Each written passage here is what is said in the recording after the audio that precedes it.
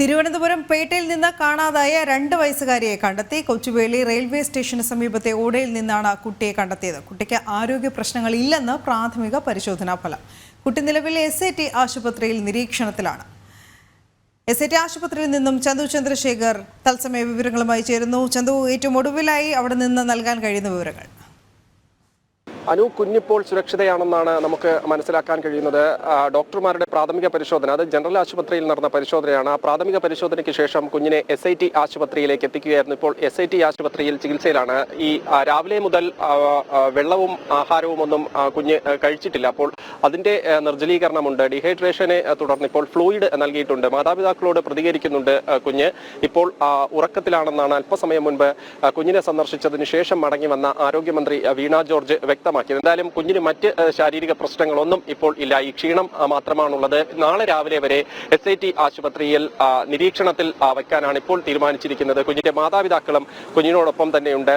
എന്തായാലും കുഞ്ഞിന്റെ സംരക്ഷണവും മറ്റു കാര്യം കുഞ്ഞിന്റെ ആരോഗ്യവകുപ്പ് മന്ത്രി അറിയിച്ചിട്ടുണ്ട്. ഏകദേശം 7 മണിക്ക് ശേഷമാണ്, 7:15 കൂടിയാണ് കുഞ്ഞിനെ കൊച്ചുവേളിക്ക് സമീപം ഈ റെയിൽവേക്ക് സമീപമുള്ള ഒരു 7 അടിയോളം താഴ്ചയുള്ള കുഴിയിൽ നിന്നും കണ്ടെടുക്കുന്നത്. അതിനുശേഷം പോലീസ് വളരെ പെട്ടെന്ന് തന്നെ ജനറൽ ആശുപത്രിയിലേക്ക് എത്തിക്കുന്നു. അവിടുന്ന് ഇപ്പോൾ SIT ആശുപത്രിയിലേക്കും എത്തിച്ചിരിക്കുകയാണ്. എന്തായാലും പ്രാഥമിക പരിശോധനയിൽ കുഞ്ഞിന് ശാരീരികമായി മറ്റ് ഉപദ്രവങ്ങളൊന്നും നേരിട്ടിട്ടില്ല എന്നാണ് മനസ്സിലാക്കിയിട്ടുള്ളത്. ഈ നിർജ്ജലീകരണം അതിനെ തുടർന്നുണ്ടായ ക്ഷീണം മാത്രമാണ് ഇപ്പോൾ നിലവിൽ കുഞ്ഞിനുള്ളത്. എന്തായാലും കുഞ്ഞ് പൂർണ്ണ ആരോഗ്യവതിയായി എന്ന കാര്യം ഏറെ സന്തോഷകരമാണ്. എന്തായാലും ഈ അന്വേഷണം ഇവിടെ അവസാനിക്കുന്നില്ല. കുഞ്ഞിനെ കിട്ടിയതിനു ശേഷവും ഈ അന്വേഷണം മുന്നോട്ട് പോകും. കാരണം കുഞ്ഞ് താമസിച്ചിരുന്ന ആ സ്ഥലത്ത് നിന്നും ഏകദേശം 1/2 കിലോമീറ്റർ അപ്പുറത്ത് നിന്നാണ് കുഞ്ഞിനെ ഇത്തരത്തിൽ കണ്ടെത്തിയിരിക്കുന്നത്. CH Nagaraju, city police commissioner, അല്പസമയം മുൻപ് മാധ്യമങ്ങളോട് പ്രതികരിച്ചത് കുഞ്ഞ് മലർന്ന് കിടക്കുന്ന അവസ്ഥയിലായിരുന്നു. ആരോ കൊണ്ട് അവിടെ കിടത്തിയതാകാം, ഉപേക്ഷിച്ചതാകാം എന്നൊരു സംശയമാണ് പോലീസിനുള്ളത്. രാവിലെ മുതൽ തന്നെ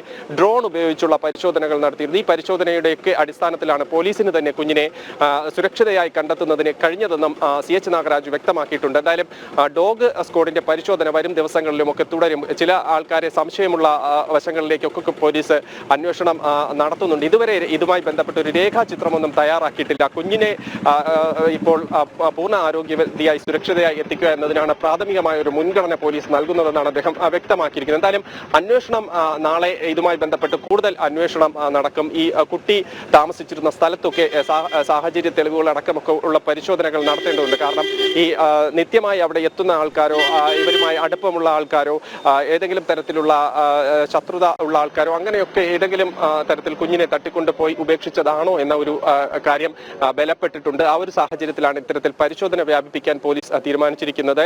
ഉടൻ തന്നെ പ്രതികളെ കുറിച്ച് കൃത്യമായ സൂചന ലഭ്യമാകുമെന്നും പോലീസ് വ്യക്തമാക്കുന്നു. എന്തായാലും കുഞ്ഞിപ്പോൾ SIT ആശുപത്രിയിൽ സുരക്ഷിതയായിരിക്കുന്നു. നിർജ്ജലീകരണത്തെ തുടർന്നുണ്ടായ ക്ഷീണമുണ്ട്. അത് മാറ്റുന്നതിന് ഫ്ലൂയിഡ് നൽകിയിട്ടുണ്ടെന്നുമാണ് ആരോഗ്യ വിദഗ്ധർ വ്യക്തമാക്കുന്നത്. അനു.